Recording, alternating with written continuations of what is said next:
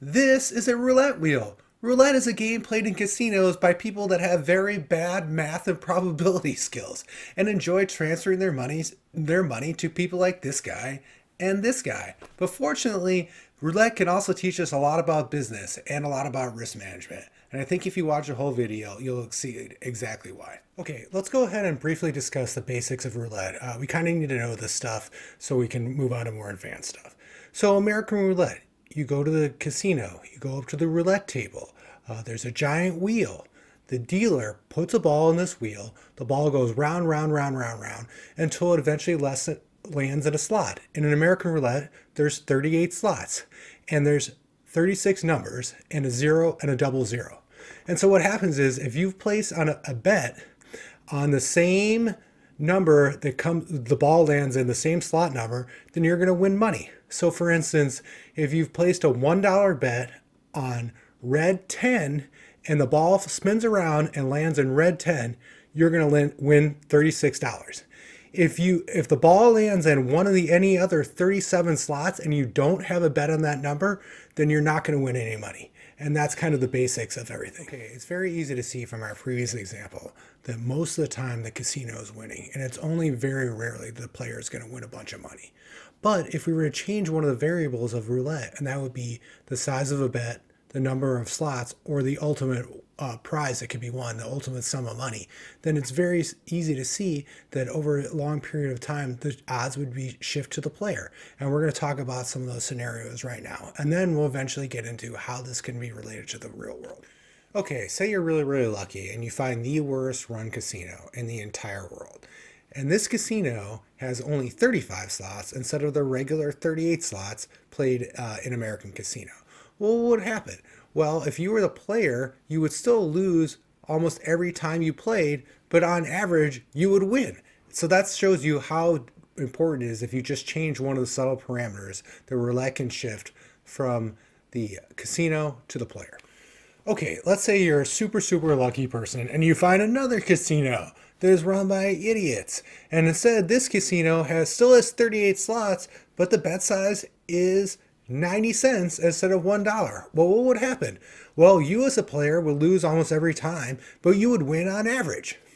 Okay, and for our final example, if you found a roulette table that had 38 slots and the prize was $40, so if you bet $1 and you got $40, you as a player would lose almost every time, but win on average. So casino games actually have what's called a theoretical value of the bet. And this is the actual bet size, where the player and the casino should in theory break even. And in roulette, it's actually very simple. It's around 95 cents or 94.75 cents.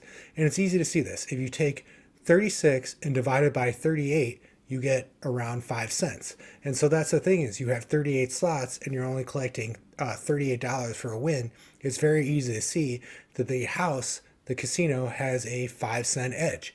And so the reality is that if you have 90 cents, of course, we were talking about earlier, the edge goes to the player. If you're at 95 cents, well, in theory, the house and the casino both don't have an edge and should break even. And at $1, the casino makes money because they're selling you a $1 bet that in theory should be worth 95 cents. Okay, so in the real world, obviously people are making investments, taking risks all the time. And as we've seen in the casino example, people have figured out that it's very, very easy to use good risk management techniques to give you a much larger upside than you possibly think, and to not really look at risk management as necessarily a cost.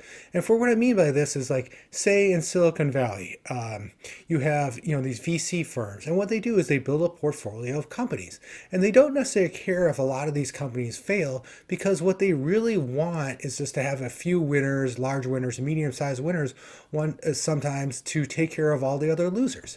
And they've learned that by keeping their bet size very small and keep allowing them to get more and more tries, eventually, they will get something that really works out really, really well. So, and it's the same thing in trading in Wall Street, where traders tend to, when they're up money, they bet bigger, and when they're down money, they cut off their losses.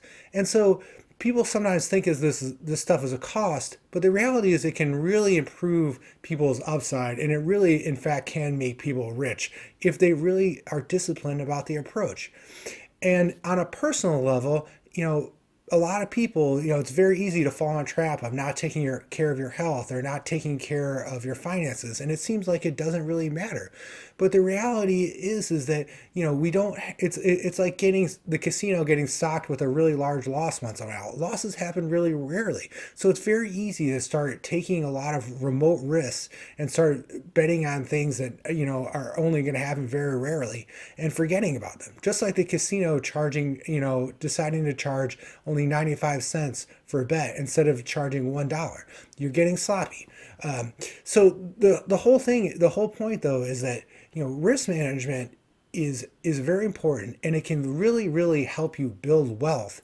And most people are looking at it the wrong way. They think that it's going to cost them a lot. They think it doesn't matter, and they think that hey, if I just cut corners and all this other stuff, it won't really matter. Because think about your health. If neglect your weight, or neglect, you become diabetic, you're not eating right, you're smoking, these things don't necessarily show right away. They show over time. So it's very easy to let them go and think that they won't matter.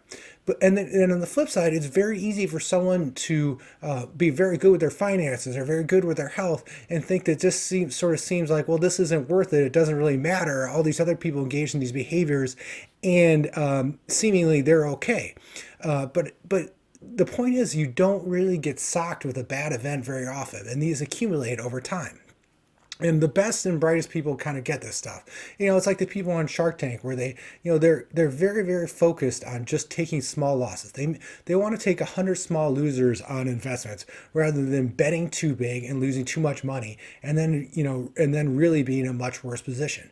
And that's and that all this can be applied to a certain extent to people's lives, when it comes to their health and their finances. Okay, so I hope you enjoyed this short little series. My whole goal was just trying to show that risk management is not necessarily a cost. It can definitely have positive upside, and most people are not aware of that. And I genuinely believe too, on a personal level, not just a business level, the people that work really hard to manage their finances well, don't get in a lot of debt, and take care of their health, they will eventually be in a much better place to take advantage of some of the serendipitous or chance encounters that really provide a much more positive enhancement to their money and their lifestyle. Thanks.